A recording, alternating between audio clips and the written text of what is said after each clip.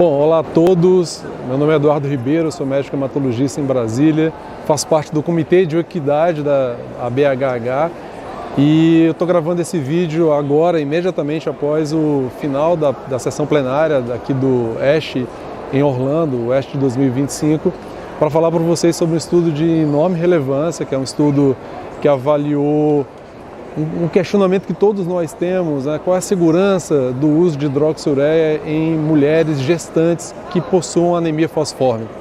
Por que essa pergunta é importante?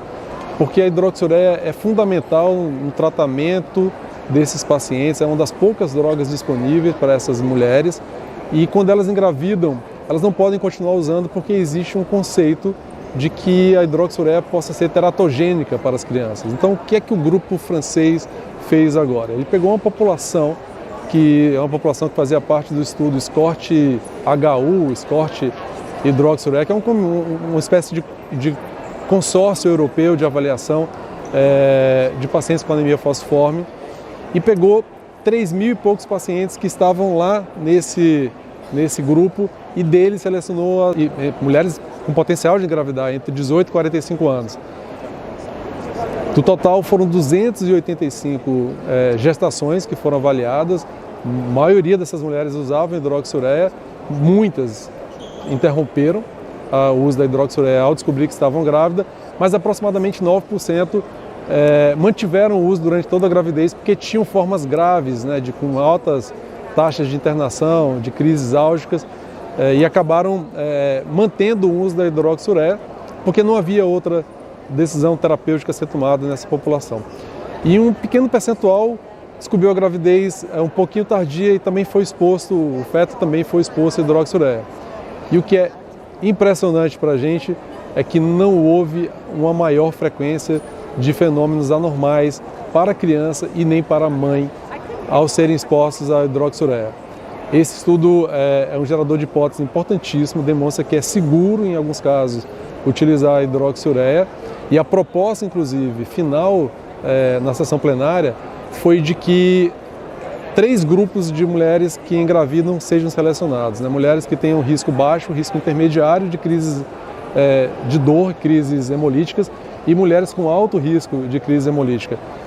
E se ainda nesse grupo intermediário de alto risco houver uma dificuldade de encontrar um fenótipo para transfusão, ou, por exemplo, já houver uma aloimunização, que é algo que dificulta muito a possibilidade de encontrar sangue compatível para fazer as trocas que são tão necessárias durante a gravidez nesse grupo de pacientes, talvez essas pacientes devam manter o uso de hidroxiureia, sabendo que é seguro manter para elas e para as crianças. Então diminui a frequência de internação, diminui a necessidade transfusional e é seguro. É sensacional ver um estudo que fale sobre anemia fosforme numa plenária do ASH, não é sempre que isso acontece. Quando acontece, muitas vezes são estudos com dados pré-clínicos, mas é um estudo clínico, né, baseado numa base de dados, claro, né, isso não foi um estudo prospectivo, que traz aí um alento e talvez até um conforto para a nossa população que é tão carente de acesso a drogas para essa doença que é tão frequente no nosso país. Então é isso. Eu espero que a publicação saia logo e que todos tenham acesso. A gente vai reverberar essa informação o máximo que a gente puder em benefício dos pacientes.